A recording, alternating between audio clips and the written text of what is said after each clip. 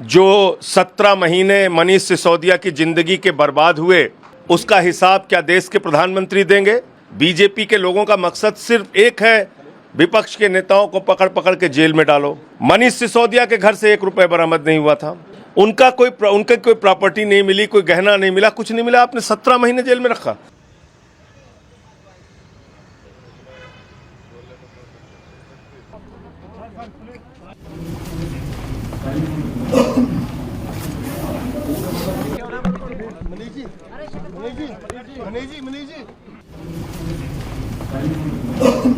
जो 17 महीने मनीष सिसोदिया की जिंदगी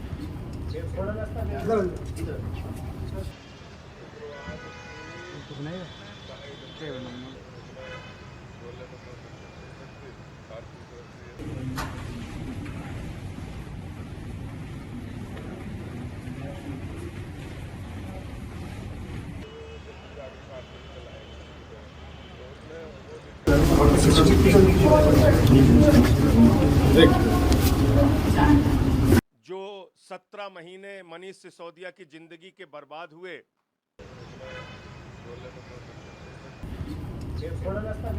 देखिए ये बहुत बड़ी राहत है आम आदमी पार्टी के लिए भी, दिल्ली के लोगों के लिए भी, एक एक कार्यकर्ता के लिए, और ख़ास तौर से अरविंद केजरीवाल और सत्येंद्र जैन जी के लिए भी अब न्याय का रास्ता जल्द ही खुलेगा, मुझे पूरी उम्मीद है।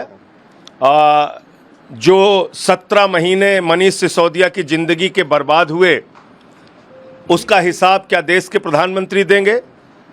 जो 17 महीने दिल्ली के बच्चों के बर्बाद हुए, एक योग्य शिक्षा मंत्री के रूप में जो सेवाएं मनीष सिसोदिया दिल्ली के लोगों को दे सकते थे, उसका हिसाब कौन देगा?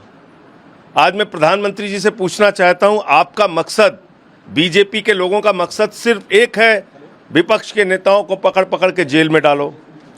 मनीष सिसोदिया के घर से 1 रुपए बरामद नहीं हुआ था, उनका कोई प्रॉपर्टी नहीं मिली, कोई गहना नहीं मिला, कुछ नहीं मिला। आपने 17 महीने जेल में रखा।